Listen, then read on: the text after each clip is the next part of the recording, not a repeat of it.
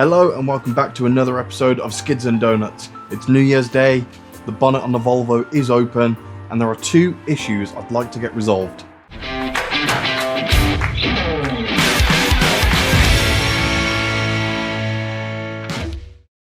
Doesn't she just look great? I had to take the grille out just so I could tighten up some bolts.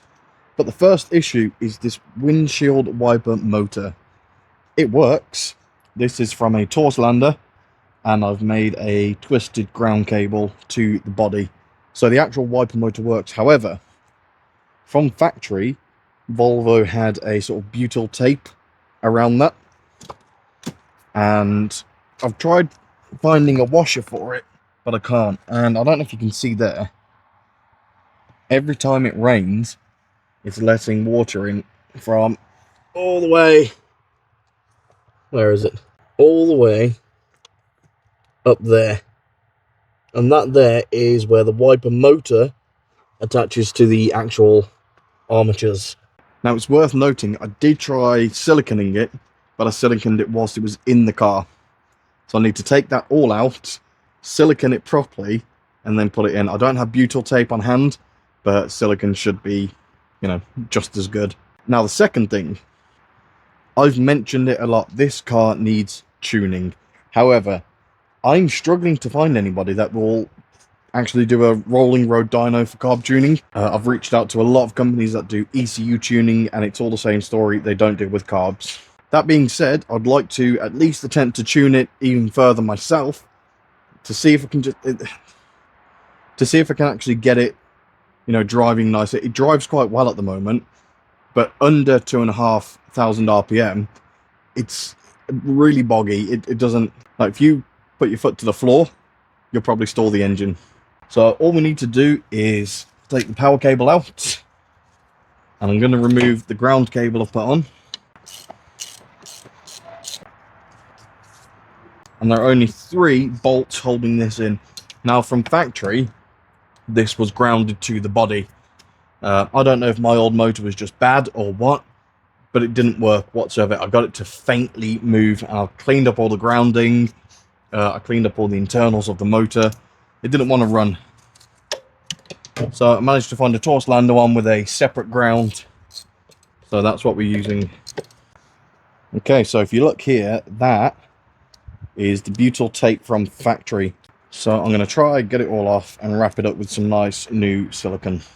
Right, try your best to ignore the messy workbench. I am in the process of selling a bunch of the old parts on eBay. So if you've not worked with butyl before, it's absolutely horrid, and you don't want it on your skin by ripping your gloves, because it likes to stain everywhere. It'll stain your clothes, it'll stain anything it can. And one of the only ways I've found to get it off is acetone. I mean, this one's already ripped up all my gloves.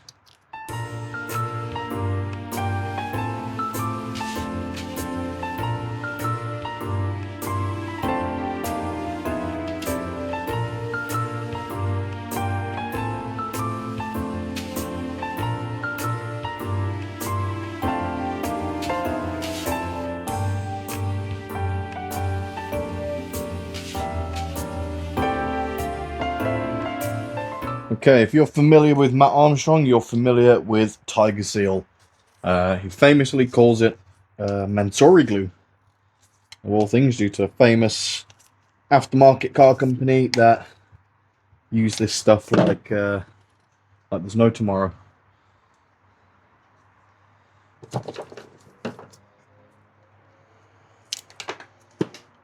I'm going to need a fair bit of it, so let's see how much we got left. Now I'm going to be more than generous with this stuff, because you saw how much of the factory one was there. Oh dear, it started raining again. So I need to get this done ASAP. Is this too much? Probably. But better too much and it not leak and cause more rust than for it to leak. That is absolutely bucket loads. I'm going to chuck you and keep you in the garage because it is bucketing it down. Ah. Yeah, there's silicone everywhere now. Just what we wanted.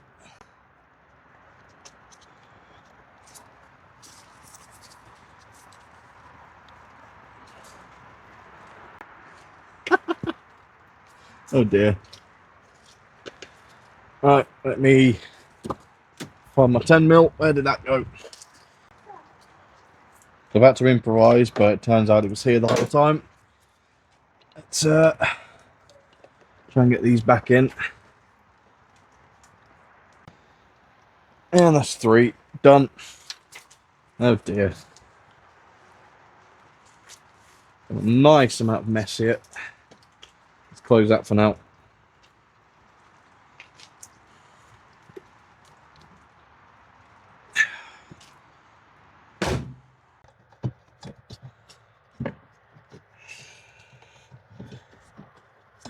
Okay, a brief and snowy intermission. It turns out that the gasket for the water pump has actually failed, and it's leaked the coolant out. It's right at the bottom. So the plan is to take all of that out, take the belts off, take the water pump out, all the hoses off, reseal it, put it all back together, and then get more coolant. So we'll do that. Just a quick one whilst this time lapse is rolling. If you've been enjoying the videos and the questionable mechanical decisions I've been making, I would really appreciate you considering hitting that subscribe button. We are currently at 849 subs and we are pushing for 1,000. It's completely free, completely your choice. Anyway, I'll let you get back to the video.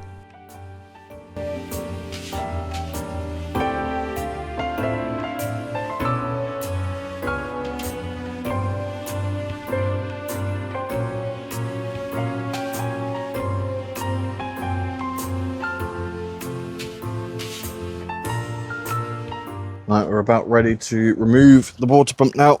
It turns out it was the bottom bolt, that one right there. All right, it was this bolt here. It was loose, and that's the one I did forget last time, if you remember from an old video. So it could have just been that, but whilst we're in here, we may as well as get it resealed anyway.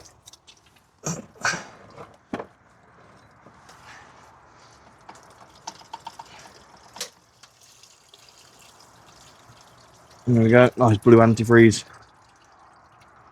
And you know what, I don't see any chunks in there anymore, which is nice. So I'm going to get this cleared up, get that dried up and cleared, and then we're going to use some black RTV to seal it back together. Yeah, so I've RTV'd that quite a lot. I'm just going to get the coolant drain. Just going to put a little bit on there as well, just so it's sealed permanently then, or until it leaks again in 2 weeks time. You know, it is what it is. But we should now be able to get this on with little to no issue. Tight. Sweet. Whew. We should be all good to bolt all this back together. We were supposed to tune in this video, so to do that I need to go and buy more antifreeze now, and then we can actually bleed out the cooling system again for the millionth goddamn time on this car, and then we can actually tune it. So let's get to it. I suppose you've never seen me in one of these hats before, but we are now done with the water pump. We managed to get it sealed, the hose is back on, the belts are on tight, probably too tight actually. Maybe I might need to loosen those off. Now I need to buy some coolant.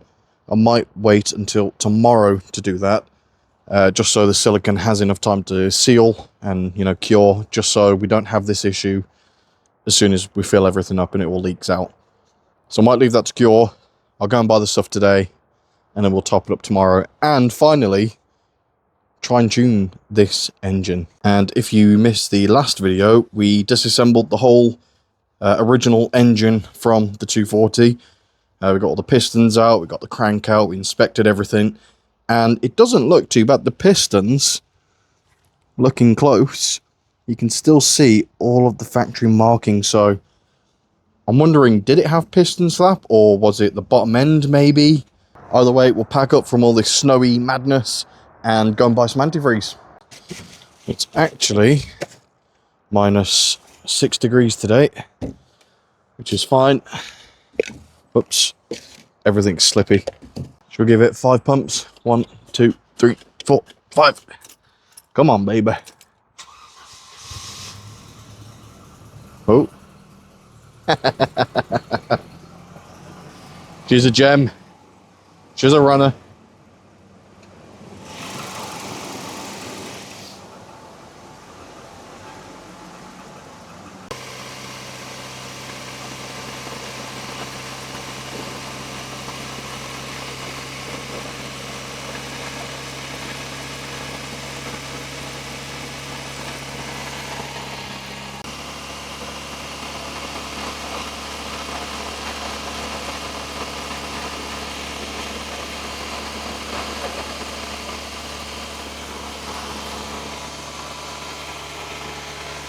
I'm keeping the fast idle on, just so there's more of a chance to bleed. You can see the amount of condensation coming out of the exhaust. Oh wow. Oh, that's normal. What colour is that? Ah, no. Hopefully it's just condensation. It's very, very, very cold out. And here we are. And here we are inside the Volvo. You can see it's well under halfway. It's not the best weather to test tuning capabilities, I'll be honest. And she's still blowing out quite warm out the top there. Also, if you remember in my old video, I painted the steering wheel. I should have sanded it and used primer. I didn't. I should have.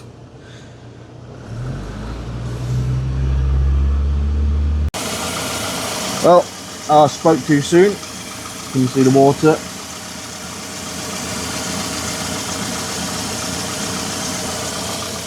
Great. Great.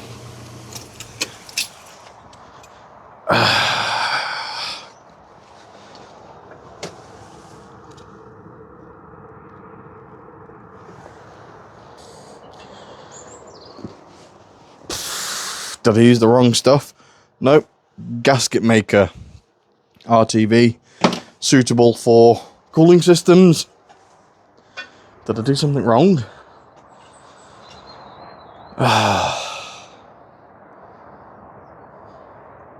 Great. I guess I've got to take it all apart again. See what happened. I know for a fact all the bolts tight. Something's gone wrong somewhere. Right, so if we look carefully, I've got everything disassembled again. It is still from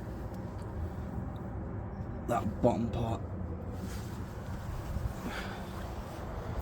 I'm just wondering if there's something else I've missed. I can't see why. All the bolts are tight. Yeah, I mean, you saw how much RTV was on there. I don't want to drain all this coolant again because it's really expensive stuff. I don't think I've got a choice. I've got to try and see if there's a way I can save it somehow.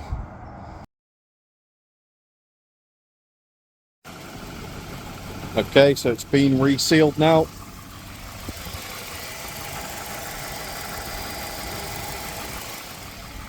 I don't think I can see any leaks.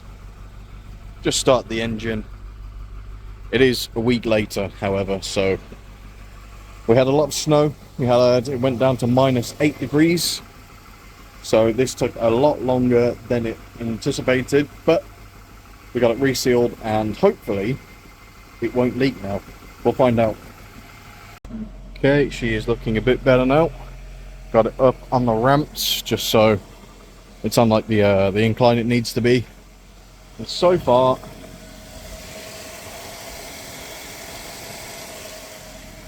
we don't have any leaks, unless I seem to find any when I actually go to edit this video. However, for now, that looks like it's sorted. I'm going to bleed it out, and then tomorrow we will actually try and tune this thing. Okay, so we're finally moving on to tuning the carburetor and, well, slash the ignition timing. I'm going to start with the choke. So it should have cooled down enough for the choke to close again now.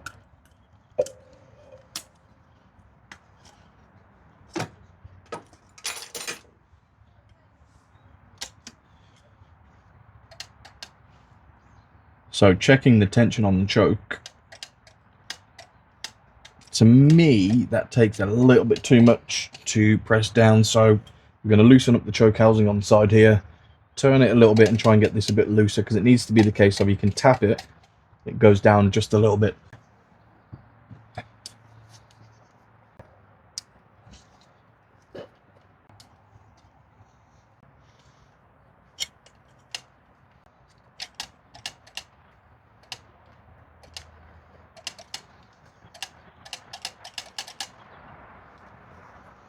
That feels better. Right, so looking at it now, choke looks a lot better. Now the choke's all done, the next thing is I've already blocked off the vacuum ports for the distributor. We need to check the timing with the vacuum advance off, so that's all disconnected now, which is great. The next step is to then unbolt this so we can actually twist it, and we'll get the timing light down here to actually see where the timing's at. It should be around 10 degrees. I think that's okay, but it does bog down quite a lot.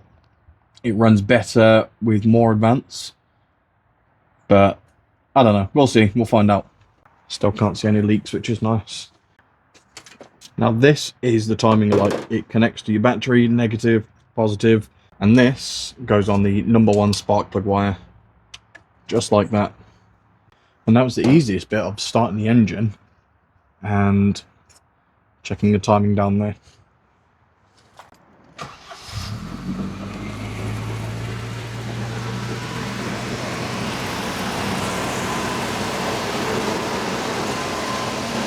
So if you look here now, that will flash every time. That will flash every time a spark signal is sent to cylinder #1.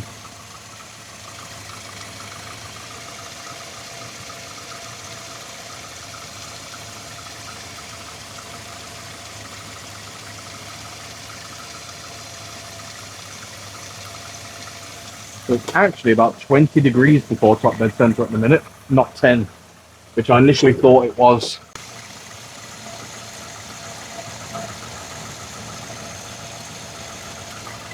It's around 17.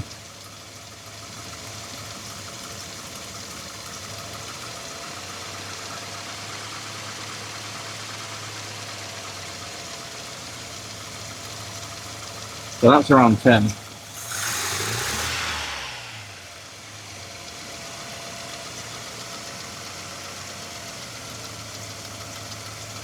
Then makes it seem like it's going to run.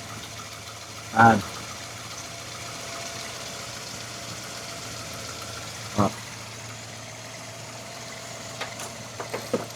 got it at around 15.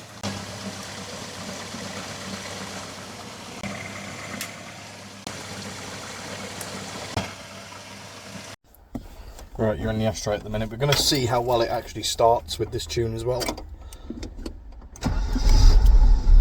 Ooh, very low revs. Oh, it's creeping up. Creeps up. Yeah, crept up. Let's see how well this goes.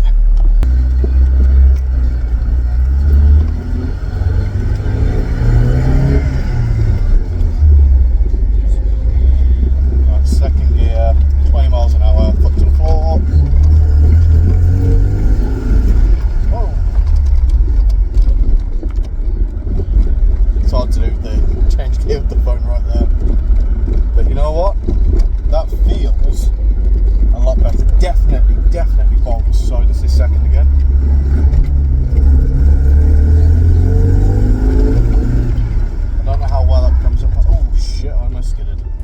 tell you what, that runs significantly better, significantly. So idling at around 1200 at the minute, so that needs adjusting. I'm running at 15 degrees on the timing, or minus 50, I can't remember which way it is. It seems to be running better. It does still bog, but not as bad as it was. And I feel like I've got more power as well, like significantly more power. I almost skidded just. Any advice on this, or if you know anybody who does carburetor tuning on like a rolling road, please comment down below, because I don't know anybody. I've tried contacting a few, they don't get back. So if you know anybody willing to do it, please let me know. Other than that, I'll leave the video there. Thank you very much for watching. Please do consider hitting that subscribe button, and I will catch you again in the next video.